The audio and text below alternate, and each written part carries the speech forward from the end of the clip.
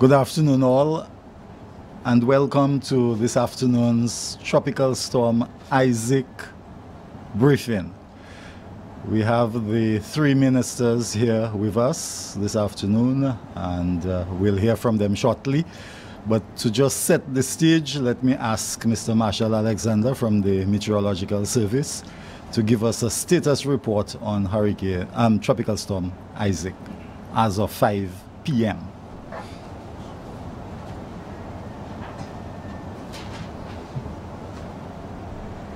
Yes. Good afternoon all.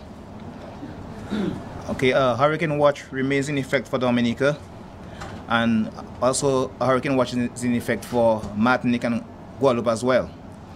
At 5 p.m., the center of Tropical Storm Isaac was located near latitude 14.6 degrees north and longitude 51.3 degrees west, and that is about 670 miles east of Dominica. The system is moving towards the west at an increased forward speed of 17 miles per hour, and maximum sustained winds remained at 70 miles per hour. Tropical storm force winds extend outwards up to 105 miles from the center of that system. On the forecast track, the center of the system is expected to pass over or near to Dominica by Thursday afternoon. However, we're expecting an increase in shower activity to begin tomorrow, as bands from that system expected to move across the island. And just to say that warnings may be issued by tonight. The next advisory will be at 8 p.m. with a complete advisory at 11 p.m.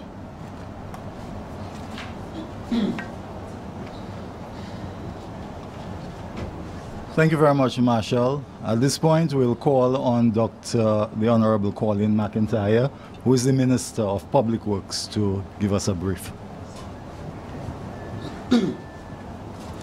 Thank you, Mr. Chairman. Of course, my colleagues here with me as well too. From the Ministry of Public Works standpoint, in terms of water, which is the WASCO, utility companies, and of course Public Works itself, we have taken the necessary steps in terms of putting necessary measures in place. From experience, we all know what we experienced last period, which is Hurricane Maria, and for some of us, Tropical Storm Erica.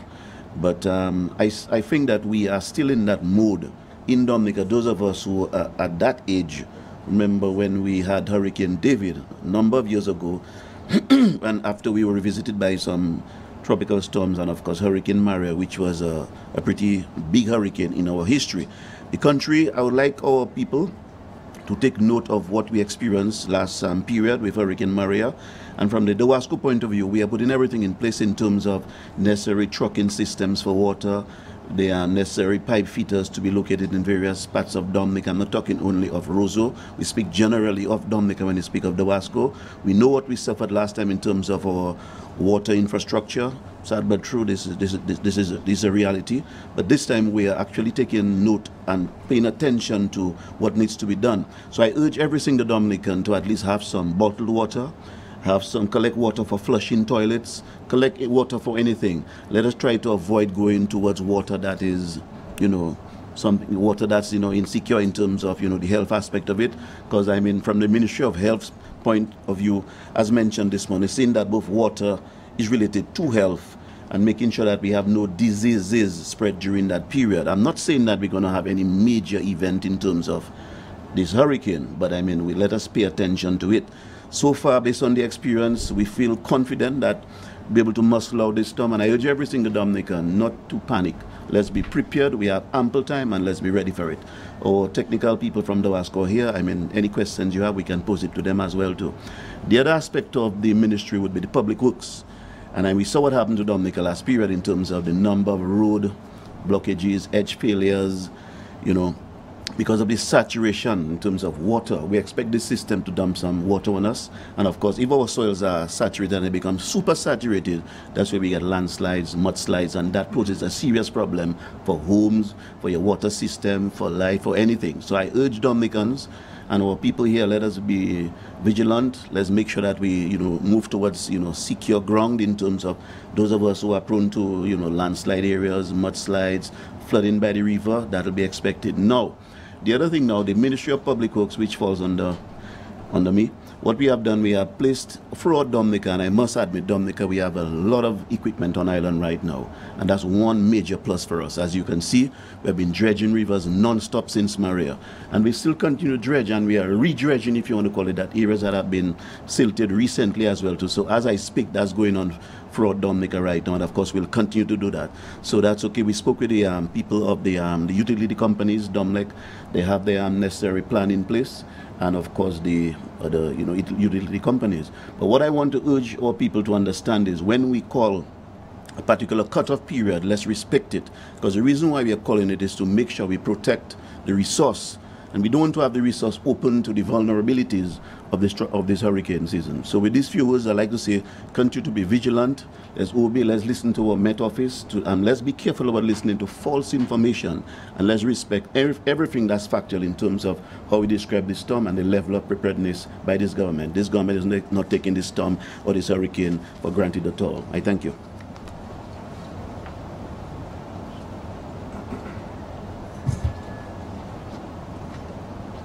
Thank you very much, Minister McIntyre. At this time, we will hear from Dr. the Honorable Kenneth Daru, who is the Minister for Health.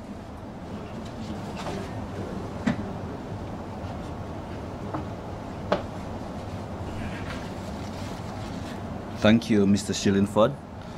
And of course, let me say a pleasant evening to all listeners and viewers via the various forms of media, including the very popular social media, which especially our diaspora and citizens find the only media with which they can at least keep in touch with the family and friends here in Dominica. And I'm sure you're listening very attentively to this broadcast. Of course, lessons learned from Maria. At the Ministry of Health, we have done all that we could possibly do to, of course, minimize or completely eliminate loss of life during the impending season, were it to hit. Of course, eliminate or reduce injuries, which of course could result in long-term disabilities and of course some quality of living. Also, we have urged citizens and especially patients who suffer with chronic diseases to ensure that their medical records are kept safe. Also to ensure that they keep at least a week or 2 week supply of medication. And of course, Dr. Favre, who is the acting director of primary healthcare, will give some more detail as to the technical aspects in the preparation. Of course, we also have to manage post-hurricane illnesses.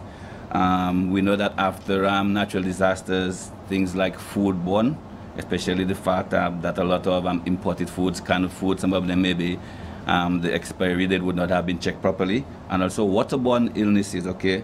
Thankfully, after Maria, we did not see any significant outbreak of these waterborne diseases, and really want to thank, I think, the collective effort of the staff of the Ministry of Health, especially at the district levels. We know that we are still recovering from Hurricane Maria, and in light of this, a number of our facilities we know are still under construction. Again, the Director of Primary Healthcare will give some detail as to which of these facilities are functional, and in areas where the facility is not functional, we would have made arrangements to have what we call an alternative area where patients or clients or residents can seek medical services in case a hurricane or the tropical storm or the event were to strike. At PMH, we've done also all we could possibly do at PMH to ensure that, again, under the circumstances, to ensure that we have a ready supply of pharmaceuticals, drugs, oxygen, all the necessary human resources that the staff, doctors, etc. are in place. And of course, we want to thank these doctors and nurses, some who might have been on leave, and on the request of the Ministry of Health, okay, would have readily agreed, okay, to return back to work or be available for work were the event to strike Dominica, that they would be readily available. So we really want to thank them for this. One of the improvements we've seen this year at the Ministry of Health would be the issue of the improvement in communication.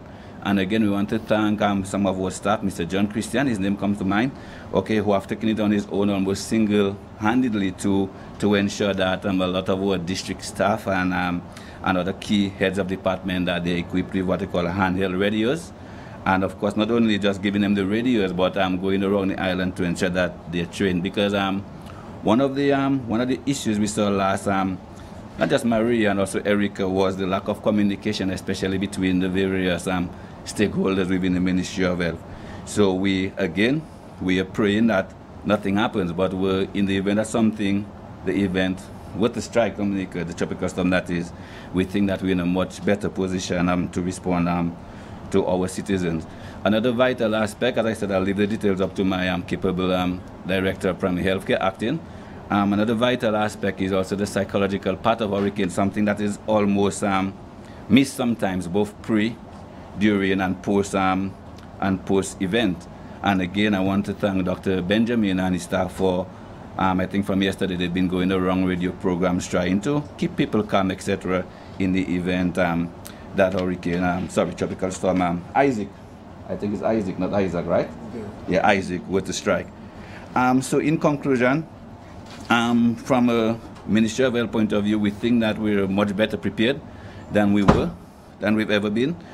The other thing as a Minister of Health and also as a fellow citizen, I'm employing on citizens. I think Dr. McIntyre said that, and I really want to echo his cry, is that apart from, of course, the community and, of course, the national preparation, we think that as a family and personal preparations, our plans should be put in place. Because we as a country, the government, the cabinet, and together with the stakeholders, the state departments, we will do what we have to do to ensure that the country is prepared. But we think that communities, families, and people also have a responsibility to make sure that the plans are activated in terms of whether your home is safe, how safe it is, in light of the category of the event to strike, and of course, if it's not safe, at what point you take you and your family to the shelters, etc. So I just want to tell all to continue to be vigilant, and as the Minister Isaac said, that to please listen to only the official information that's given via this media, the Med Service or the Office of Disaster Management, and let us keep calm and continue praying and hope that this event somehow dissipates into the Atlantic Ocean or from whence it came from. I thank you very much. Yep.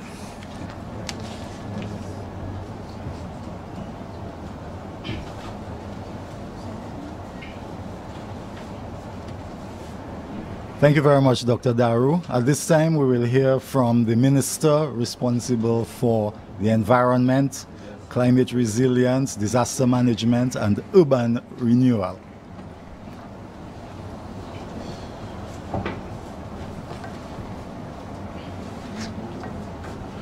I'd like to recognize the presence of the Honorable Dr. Daru, the Honorable Dr. Colin McIntyre, and the Honorable Dr. Roosevelt Skerritt.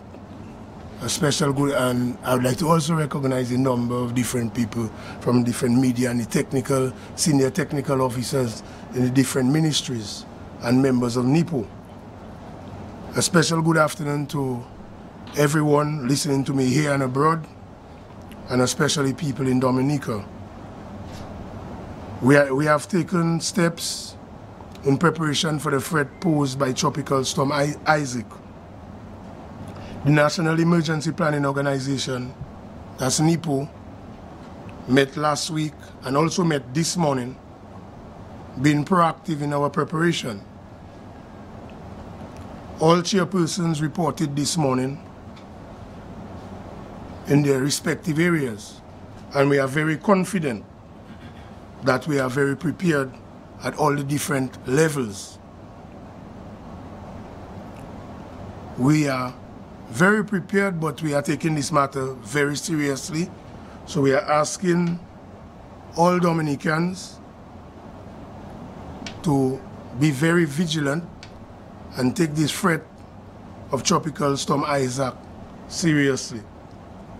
The Office of Disaster Management, led by our coordinator Fitzroy Pascal and our consultant Cecil Shillingford, have done significant coordination to ensure that we in Dominica can be calm, but to remain on top of things and be vigilant. At this point in time, I'm calling on all village councils, their chairperson and members, all parliamentarians, and help us at the community level, at all levels, to heighten the alertness and to ensure that you are working seamlessly together to ensure that all assets, persons, especially vulnerable persons, elderlies, and young children are kept safe.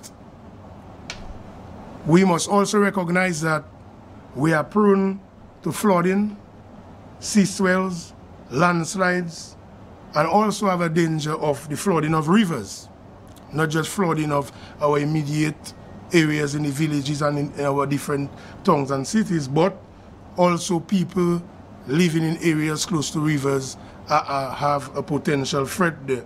So we are asking everyone to stay safe and listen to our official body, that's the Office of Disaster Management, and also the Meteorological Office, to determine what action you take. Again, they are our official body in Dominica, so you must listen to them.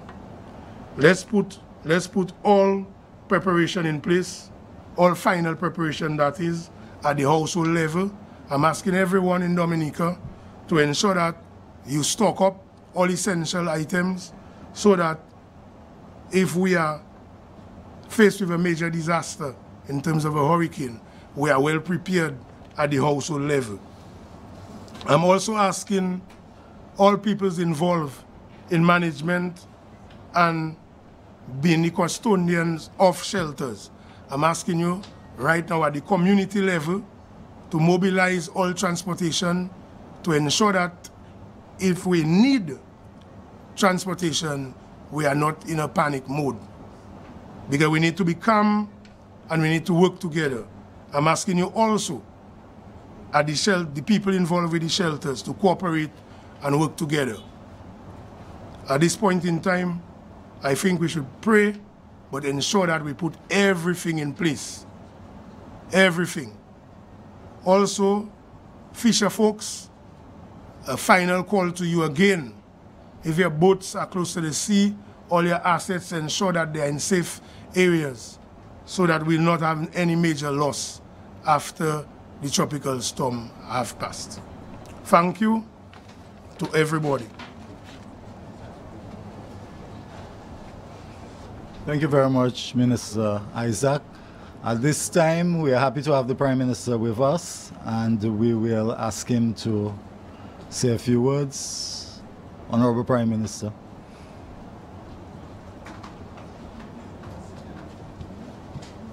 Thank you.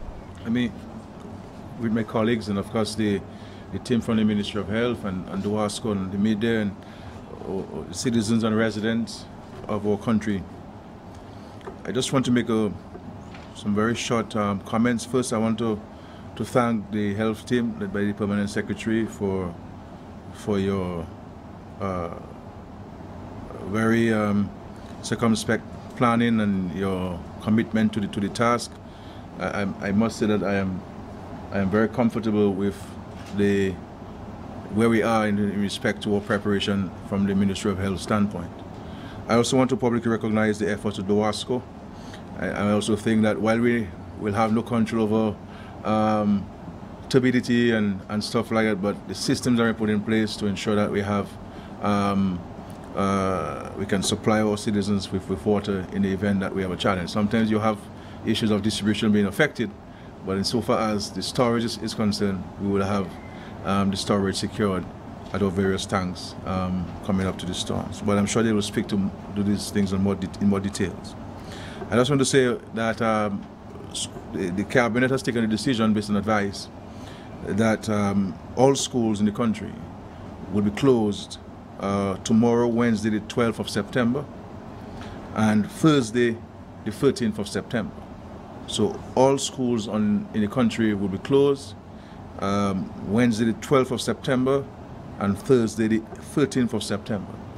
And we're closing schools tomorrow because we need to take precautionary measures. We expect rain tomorrow, and I've been advised based on the weather reports that during this storm we will expect up to about 10 inches of rain in the country. And we do not want to have a situation where we allow our students to come in for 2 hours, an hour, and have to rush them back to their homes. For example, students from Pishley attend the school in Granby, the primary school in Granby. If it rains and the rain can come at any time, how do we rush them back? There are students from Penville and Benz who attend the Boston Secondary School. You know, there are students from La Plaine and Grand Form, Mondrian River Civic who attend the Castlebruce Secondary School, and some attend the schools in the city. So we have to be mindful of this. And we will allow parents to be able to make alternative arrangements for the care of their children now, rather than saying close schools tomorrow or wait and see what happens tomorrow. Our position at NIPO is to take all of the necessary precautionary measures to ensure that we can place all of ourselves and our properties in safe holdings, in safer situations, and let us sit out the weather system. Again, I call on all of us to continue to pray, continue to be vigilant, continue to take precautionary actions. Do not take this thing for granted. Do not be complacent. Please do not be complacent. Do not dismiss what the NIPO and ODM and the Met Office are saying to us. I can say to you that myself and the Cabinet and NIPO will take this thing very, very, very, very, very recurringly seriously, because we do not have to go back in long-term memory to understand the impacts of this. So let us be vigilant. Let us do all what we have to do now, and let us continue to pray. I want to thank all of you again, all of you who have been making all the efforts, because this has to be coordinated. It has to be a team effort to ensure that every citizen in this country is taken care of. Again, each of us must reach out to our neighbor. Each of us must be able to account for the senior citizens and the shut-ins and the vulnerable in our hamlets, in our streets, in our own corners and so on, to ensure that we can account for every of our neighbor. We have to be absolutely our neighbor's keeper, not after the storm, but before the storm and even during the storm. And our hope and prayer is that we'll get a little rain, much less than the 10 inches, but that if the 10 inches come, we'll be in a better situation based on our planning and the execution of our plans at the national level, at the community level, at the household level. These things must be confronted at all levels. So as to repeat, schools will be closed tomorrow, Wednesday the 12th of September, and Thursday the 13th of September 2018. And that applies to all schools in the country. Every single school in the country will be closed. We do not want anybody to say, well, you're a private school or you're a church school or you're this school. Every school will be closed.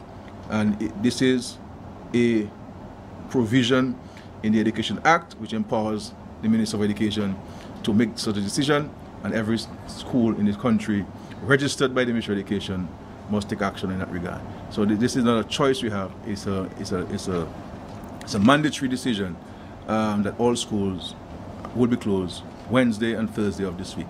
Thank you very much.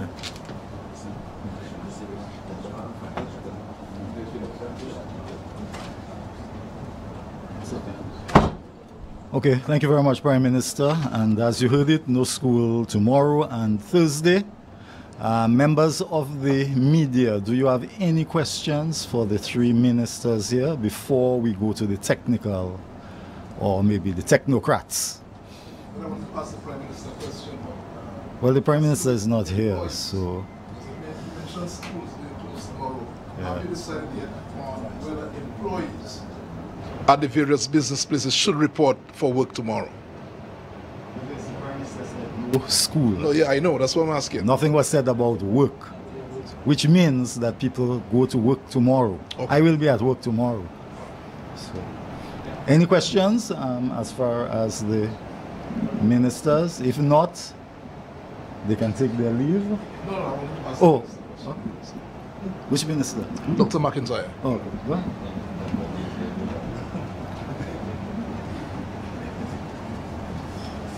Yes, sir. Yeah. Dr. McIntyre, you reported earlier that Dominica now has an increased amount of equipment. Yeah. Can you tell us whether any investment has been made in purchasing equipment? And when you say an increased amount of equipment, what really do you mean? What I mean by that is, as you would have recalled, during the last post-Maria period, quite a bit of damage to our roads, quite a bit of siltation of our rivers. Never have you ever seen that in your life. I don't know if you remember Hurricane David. And of course, we have a number of our local contractors engaged here in Dominica, working pretty hard. Some of them have actually purchased new equipment. But to take care of Dominica post-Maria, it could not have been done by Dominica alone. So what we have done, we have our local firms have contracted and partners with outside firms to come into Dominica to assist us with dredging and rebuilding this country. And I can assure you, we need a lot more regional firms to come in and international firms to come in to help to fix Dominica post-Maria. Does that mean, Dr. McIntyre, that the country will have sufficient equipment in any eventuality of a storm or hurricane, that we will be able to deliver on time to the various villages? Yes, I'm very, very sure of that. Because when Hurricane Maria struck us last year, September 18th, which happened to be my birthday, so I'm very, quite aware of it.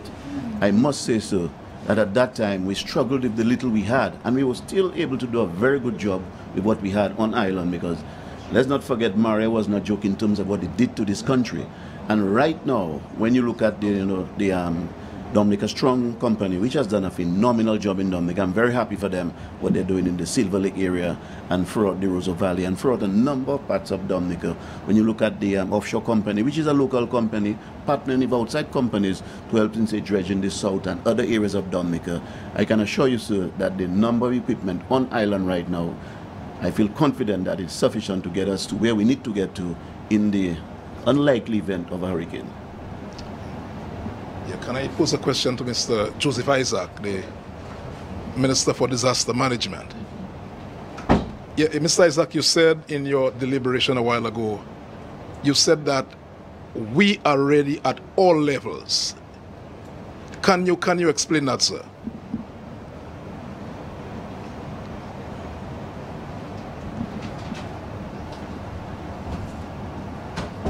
Okay, just to give you a snapshot, the Honorable Minister told you that in terms of heavy equipment, we have many available. But this morning, for example, we discussed at the NIPO meeting the actual strategic positioning of those equipment. So we have equipment already in certain locations and certain districts in the event that we face a major disaster. So when we talk about the different levels, for example, you have the high-level strategic planning level, which is at NIPO. And I mentioned we had several meetings already, and we discussed and actually look at all our different checklists to tick out all what we were supposed to do. And this morning, everybody reported and indicated that we are ready. When you move at the level of the different committees, again, NIPO is made up of subcommittees. The subcommittees also have met several times, and they met also yesterday and over the weekend. So everything is in place. Also at the community level, several communities that have already even reported to me at the village council and village level, where they actually met and discussed and put plans in place. So that's what I'm talking at the different levels. I must say though, at the individual level, that's why we are appealing to everybody in Dominica, because in regards to disaster management, it must have an individual responsibility at the household level, at the family level.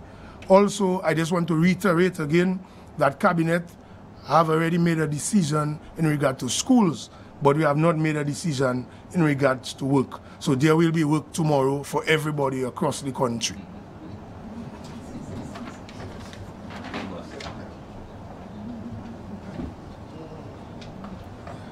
Curtis, you got your answer, right? Any further questions? Yes, sir. Isaac. Can you speak to us, coming from the meeting with NIPO, can you speak to us on post-disaster needs? Right now we are emphasizing pre and necessary precautions, but post-disaster, any feedback that you can provide, what plans we have in place? Again, we have various subcommittees at NIPO level.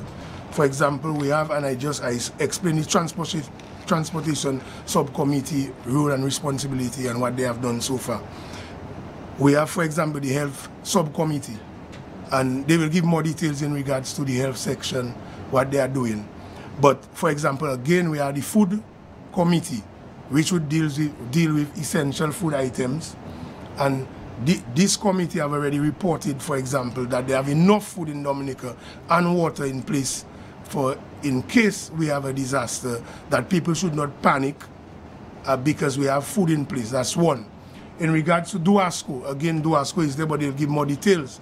The Duasco reported this morning that they put everything in place, and after, if there is a disaster, God forbid, we will have enough water available to be able to distribute to the different households. So that again is in place. Telecommunications, all the different telecom companies also reported this morning, Domlec also. So everybody have reported and have contingency plans in place to ensure that if we face a disaster, that they'll be able to rebound quickly and have things in place for the populace. Yeah. I was going to ask Dr. Darrow a question there. Okay, we want to move on, so we'll make that the last question. No problem. You have a question? Okay, we'll make your question the last question. Yeah, Dr. Darrow, you also stated earlier on that that you and the ministry, you all would have done as much as you can to minimize the loss of lives. Can you explain that statement? Well, as I said earlier, we have the Director of Primary Health Care, and I hope that she will go in more detail as to the ministry's plan. Okay, but as I mentioned, we are much better prepared. We would have learned some harsh lessons from Hurricane Maria. We would have stocked up, as I said, on our supply of emergency drugs, also maintenance drugs for people with NCDs, chronic non-communicable diseases, because we usually find in the post-disaster period, which can be very chaotic, that sometimes people's blood pressure and their blood sugar and all these other things get out of control and can result in strokes and other well, even fatal conditions. So communication, we think, is also a lifesaver. It's important that the main stakeholders, at least the various heads, that they maintain in contact with each other. What I failed to mention, which maybe the director would probably give in the report, is the issuance of 7 satellite cellular phones that will be given, should have been given today. I was informed that they're being prepared, charged up and all of this, and they're going to be given to critical communities. For example, in the south of the island, which we know is a very vulnerable area, the Scott Zetsufria health catchment area.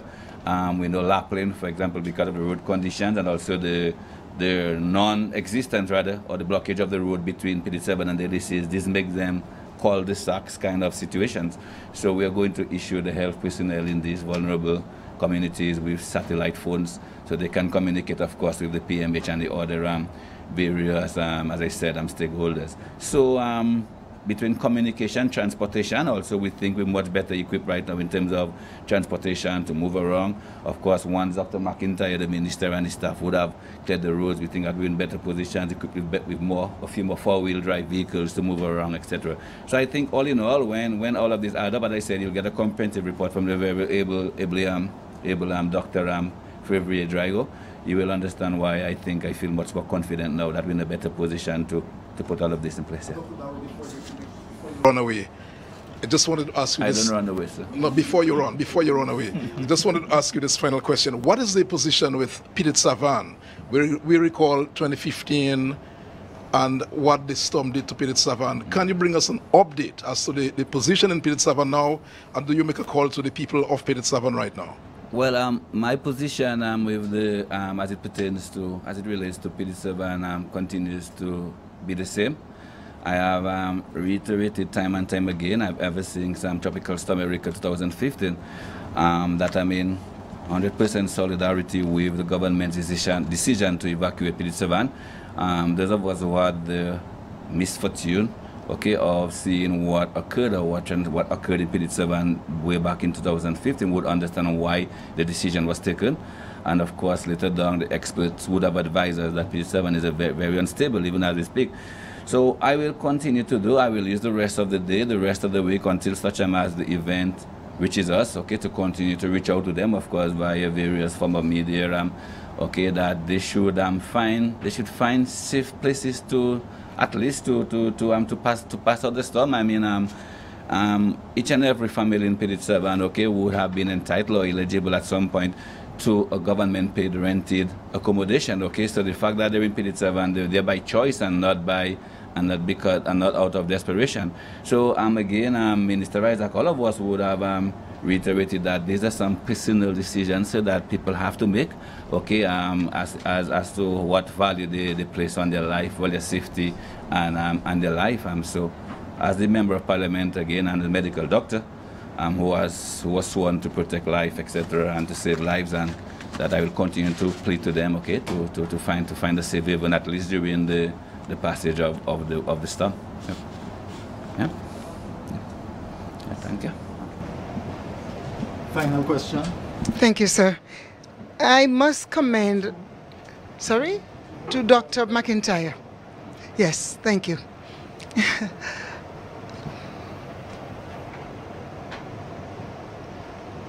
I must commend the government, ministers, the departments for that effort that is being put in place. I'm very impressed with this.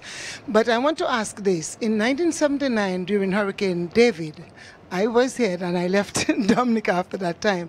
And I remember coming from Portsmouth to Roseau. We had to go by boat because the road was so messed up.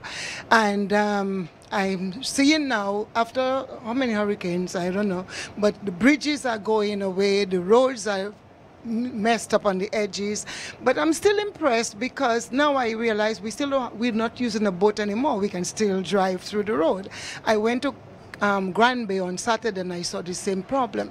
My question is, are there any plans in place to reconstruct those roads so that in events of hurricanes we do not have those kind of major problems where the roads are just breaking apart and and causing problems? So my question is, are there any specific plans in place for post-hurricanes or pre-hurricanes that we have our roads steady and strong that can withstand water or whatever comes on? The question is yes, and a bold face yes. And the reason why I say yes is because in the pronouncements and articulation by our Prime Minister when he went to the UN to address the international body, where he said he's going to build the first climate resilient country on earth.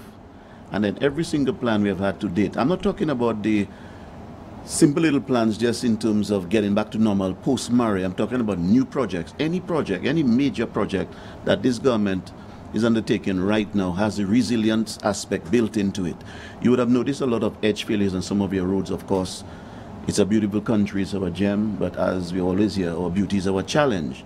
So our intention is to fix up all these little areas where we have, we're hemorrhaging, of course, edge failures, slope stabilization, but your major projects, major projects, and I speak here of the Roseau Enhancement Project, which is a major capital project, which we are technically about to start in the city of Roseau, where we spoke of burying all our lines, looking at a better road system, draining the city much better, because Roseau, as you know, was built on a riverbed. Those of you who have been to the financial center and you look across to the botanical gardens, you'll see where all the deposits of the Roseau River over hundreds and, if you want to say millions of years in terms of geologic time, where the sediment have been laid down in that city here, and we have built our city on it. Now we speak here of hundreds of years, millions of years. We weren't born at that time, but yet still we live in the capital city. So what we are planning in terms of the Roseau Enhancement Project is to bury all our lines. There's a certain degree of burying that has taken place already by Dominica, but to bury all the lines, look at the hospital proximity to the burying as well, to incorporate the hospital in it as well too, such that in terms of flooding and any sort of ills from the hurricane, that your city can bounce back much faster because it's your capital and that's where you generate your economy. So that's one. The other one too is we're looking at an international airport, and of course this is another major project that you will see unfold in your lifetime. I'm pretty sure of that because you speak here of Hurricane David, and I hail from that period as well too. And it wasn't easy at all. I mean, I hope that's not saying how old we are, but technically, I was young then, let's put it so. But the international airport is another major one that we are looking at seriously. We saw the ills of the Maria and the ill effects on our port and our cargo port. The port was just not built for that. The port is an old port, you know, like when you put little pieces of bubble gum on it and you're just building little pieces on your port. So we're looking at a major new cargo port, and of course, resilience will be built into that, and of course all the lessons of Maria will be placed in that as well too. And also we're looking at the cruise ship port as well too, which is a major resilient port, a major resilience, which is major resilience in terms of putting something into a port. Because we saw post-Maria, the cruise ships took a little time to come back, but not very long, because the 18th of September has not come yet. So we're still speaking of 12 months and below that period, before 1 year. And we have the cruise ships calling on us. The roadways were affected. We're doing our best in terms of fixing that, because what we want to do, there's a certain sector of the economy that depends on cruise tourism. So we want to be able to bounce back much faster in all the sectors that contribute to generating revenue in the country. And it's this government intention and our plan, as articulated by the Prime Minister, in terms of building the first resilient island, climate resilient island on earth. So every single project, major project that's placed on the cards by this government will definitely have a resilient factor in it. And so my answer to your question is yes. And as we continue to repair Dominica in terms of the damages to the roads and whatnot, I mean, and I'll be honest with you, in my short lifetime, I've never seen that in life yet. But as we're going to build back Dominica, we are putting this resilient factor into place in terms of even the repair. But I don't mix it up with the basic little repairs you may see taking place just to allow, you know, a conduit to flow in terms of the roadways. But major project, yes, we're looking at that for sure.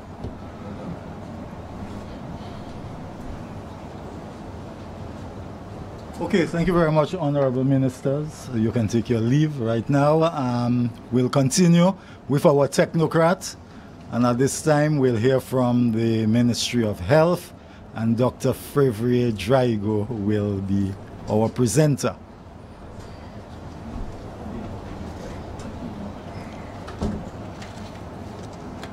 Good afternoon to everyone present. The Ministry of Health and Social Services remains committed to providing optimum health services and social care services to all the citizens of Dominica and those visiting us during this time.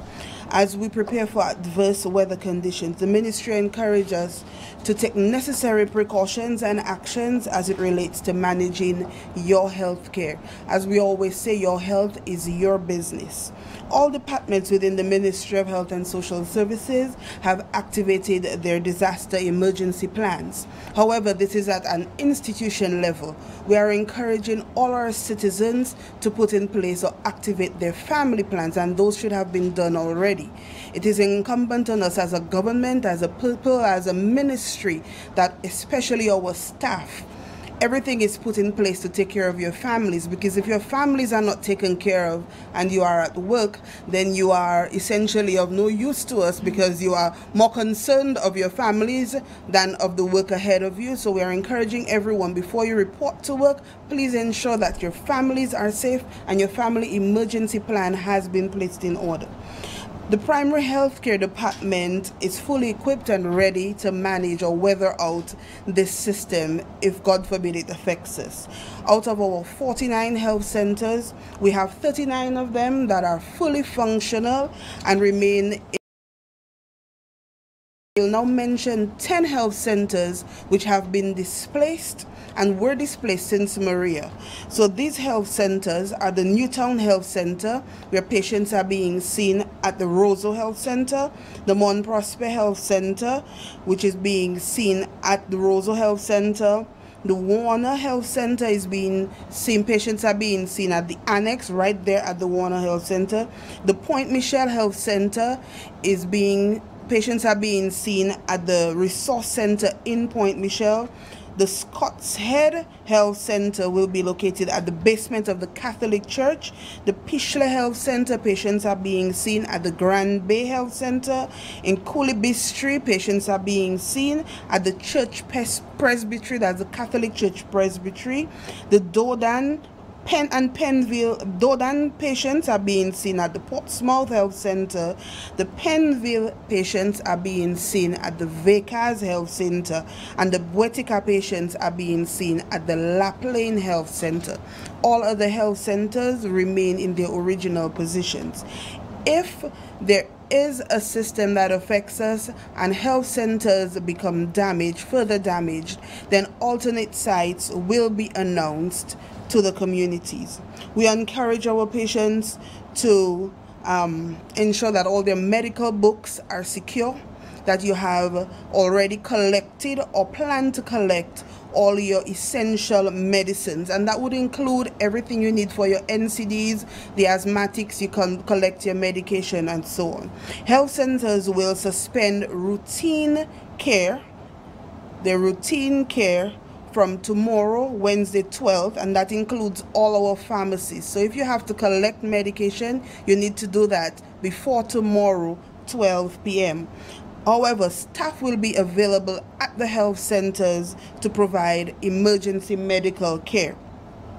We encourage our clients to look out for our elderly and our children who are the most vulnerable in our communities.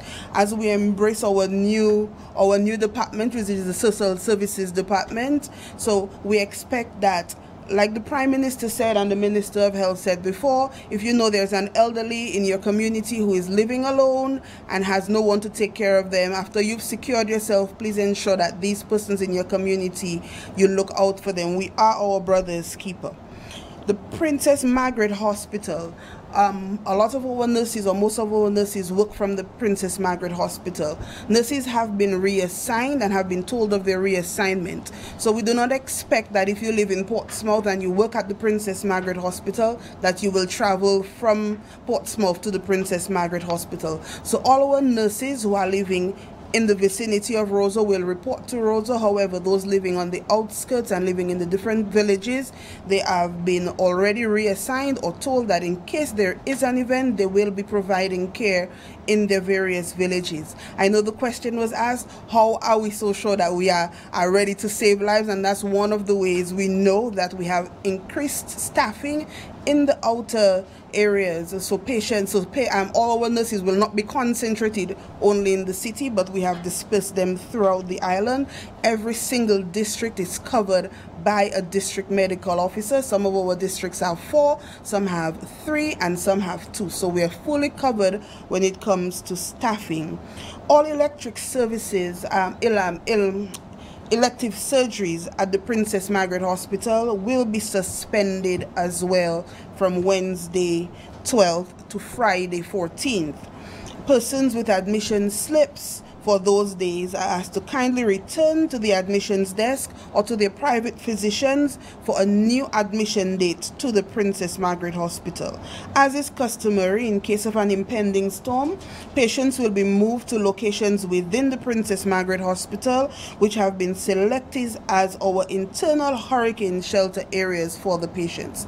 So they will not be left in their normal housing at the Emery Ward and the Glover Ward, but we have specific locations within the Princess Margaret Hospital that we have allocated as our hurricane shelter, and so our patients will be moved to those areas. All patients who are well enough to be discharged home to their families will be discharged to their families, and that includes patients from the acute psychiatric unit. So we will not be housing our full capacity, but we must make space in case there are emergencies. We have the bed capacity to fill these up.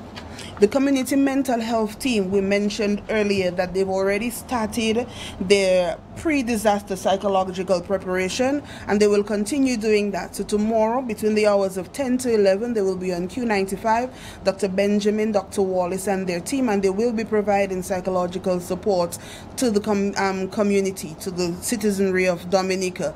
Most people are still a little bit anxious because of what have happened to Maria, not just the citizenry, us as medical professionals. We remember what happened, we were there, we saw the blood, we participated in all of that. So Dr. Benjamin and his team have made the point that even before the storm approaches, that we're trying to calm the community, because we want everybody to remain calm and not be anxious and then you make mistakes.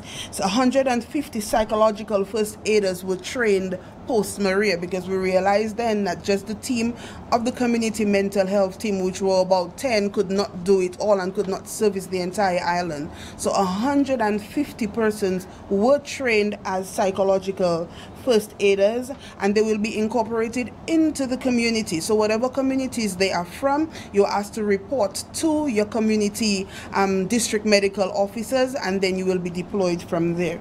The use of the accident and emergency department, or as we call it, casualty. It's not a casualty, it's the accident and emergency department. And especially now, as we have this storm approaching, we are asking people to remember that an emergency is something that will cause the loss of life if it is not dealt with immediately. So if it's something that you've had for the past week or 2 weeks, we're asking you kindly to not rush to the emergency department. However, there are situations such as a rash which shows up after the rain and those things. Those things we want you to check out, because it could be an allergic reaction. Allergic reactions can cause shock and can cause you to die. Tetanus injections are not something that we give at the emergency room. So if you require a tetanus shot, you need to go to your nearest health center so that you can receive that. Like the minister said, measures have been put in place for communication between all the health facilities and the Princess Margaret Hospital, the police station, and the fire and ambulance. All health districts have been equipped with HF radios. A number of staff have also been equipped with their handheld radios, and everybody has been fully trained. Satellite phones are also being sent out to the different districts that may become cut off easily after a storm. So we have satellite phones going out to Castle Bruce, to Grand Bay, to Soufriere, to Marigot, and to Portsmouth, and one will be at PMH. I'm sure you can appreciate that these are the areas that usually get cut off after a storm, whether it be by road or via telecommunication. So these satellite phones, expensive as they are to operate, have been deployed to these areas so that we can communicate with our health teams in case of a disaster. Dialysis patients, we are asking you to kindly, at least by tomorrow, find somewhere within the center, the town center, within Roseau, near to Roseau, that you can stay for a few days, a day or two, because we do not want our dialysis patients to miss their dialysis turns. We want you to pay attention to your diet, because we know that our dialysis patients, there are certain things you can and cannot eat. There's amount of water that you can and cannot drink. So all of those things, we want you to please be cognizant of those things. The prevention of outbreaks is something that we take very seriously within the Ministry of Health. So walking through muddy waters without shoes, trying to retrieve galvanized, getting yourself cut, because after Maria, we hardly had any type of outbreak. We heard of a few cases of gastroenteritis, and that was it, but we were safe after Maria. And so right now that we are prepared, we would hate that the persons within our community expose themselves to cuts and bruises and pricks and using dirty water and walking through muddy waters without shoes. Ensure that you have clean drinking water. Ensure that your food stock remains safe. Like I always say, if you fail to plan, then you plan to fail. Thank you. Questions? Thank you very much, Dr. Drygo, for this comprehensive report from the Ministry of Health. Any questions, quickly? If not, we move right along to Dowasco, and we have the General Manager, Mr. Bernard Etinoff, with us, and he will give us a report.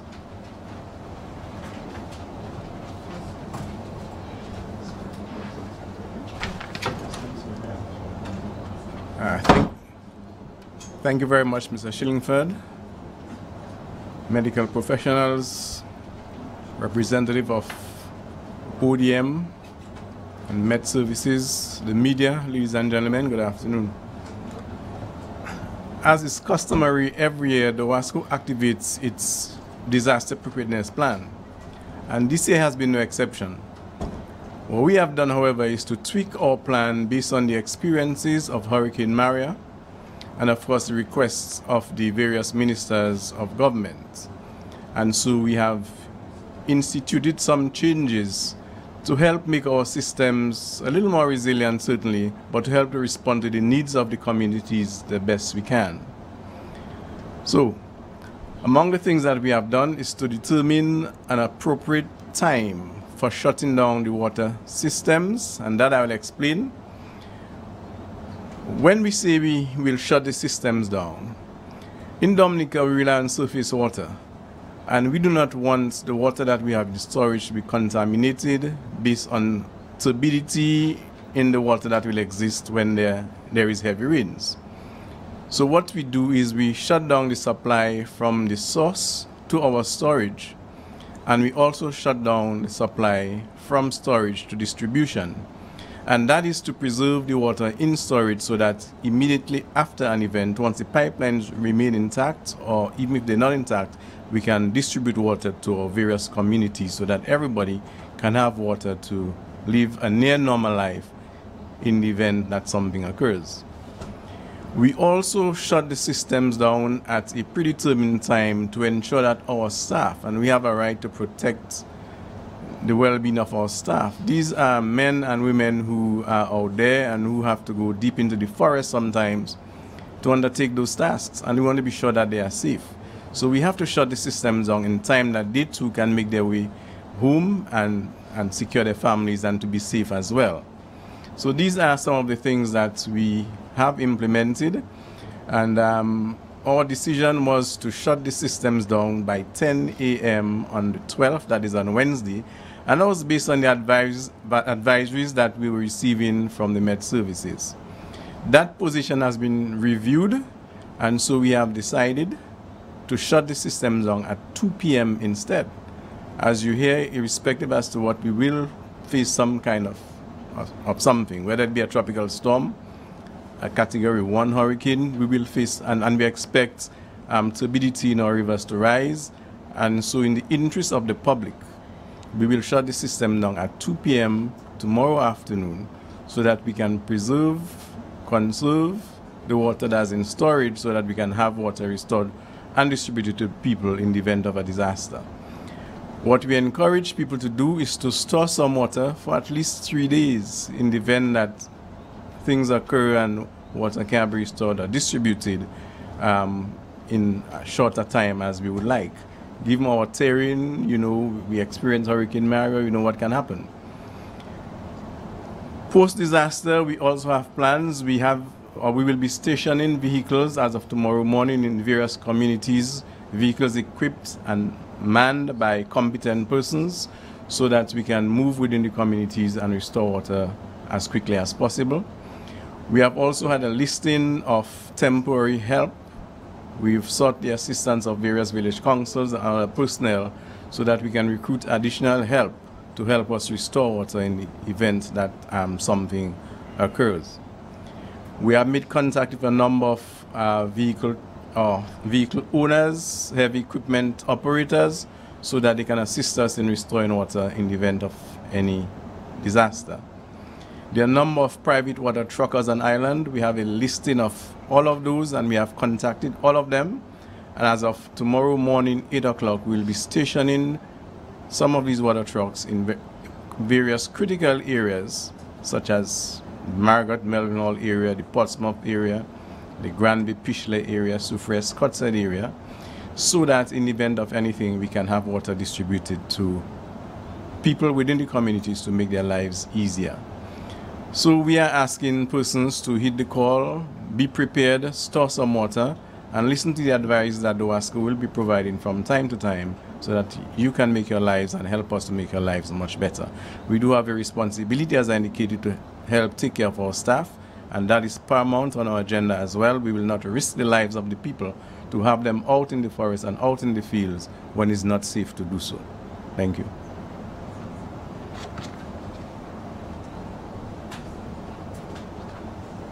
Thank you very much, Mr. Etinoff. At this point, to wrap up, we are going to ask Mr. Alexander to give us a summary again of the 5 o'clock bulletin, weather bulletin from the National Hurricane Center.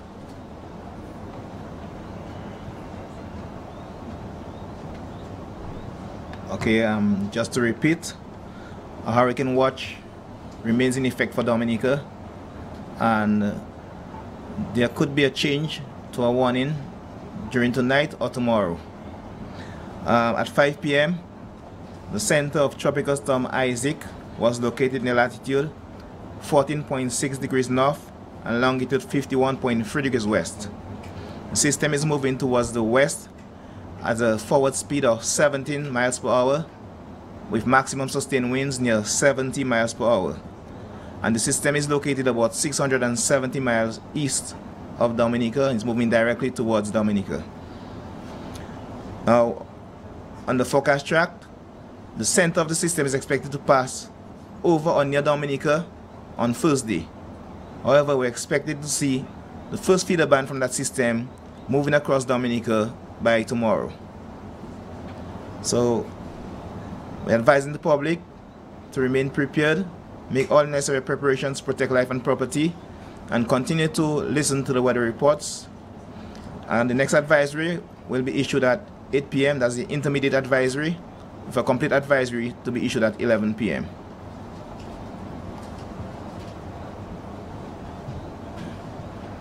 Okay, thanks all for coming. Curtis, you have a question?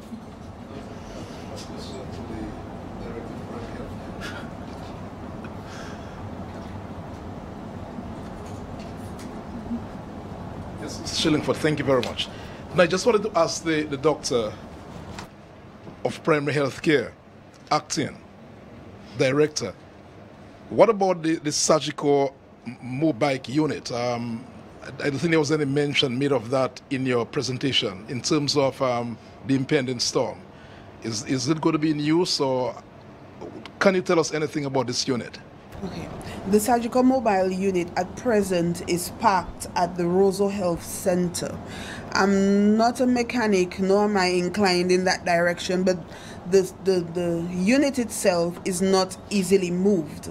So it does not have it does not have the flexibilities, if you want to call it that, to just move through our terrain as we would like it. If there is an eventuality and we need to move it within the city, we may be able to do so. But it does not move like one of the normal trailer trucks and all of that.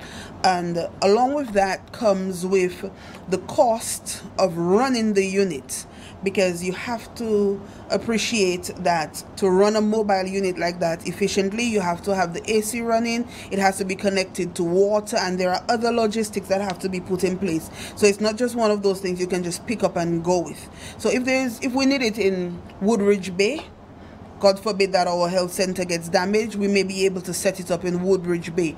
But to send it to Grand Fort or to Scott's Head or to one of those areas, we may not be able to move it that far. So Dr. Driver, how is that unit being used at the moment? For example, for the last 6 months, can you say that unit has been used? That unit was used in May earlier this year. That we had a health fair right there at the stadium for all the civil servants, where we did free healthcare checks and pap smear screenings and prostate screenings and all of that.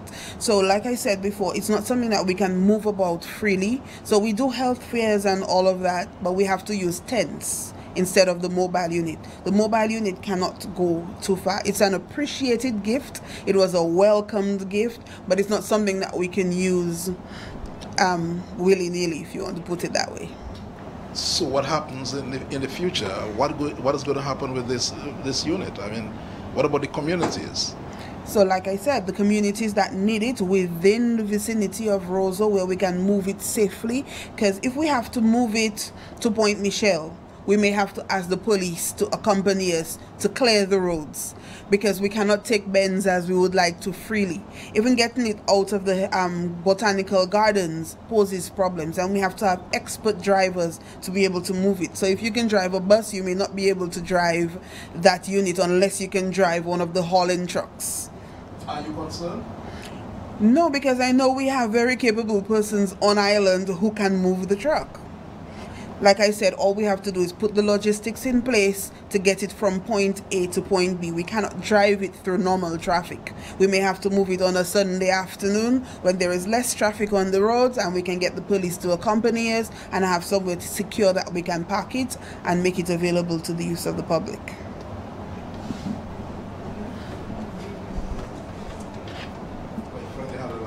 Okay, thank you very much. And we've come to the end of today's Tropical Storm Isaac media brief. The briefs will continue tomorrow, and we will inform you as to time and who are the other committees that will be providing information. We'll provide that to you next later.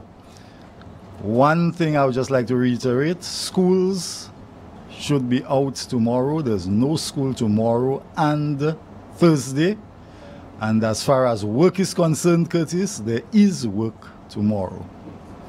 7 o'clock if you work at 7, 6 o'clock if you work at 6 o'clock. There is work tomorrow. Thank you very much.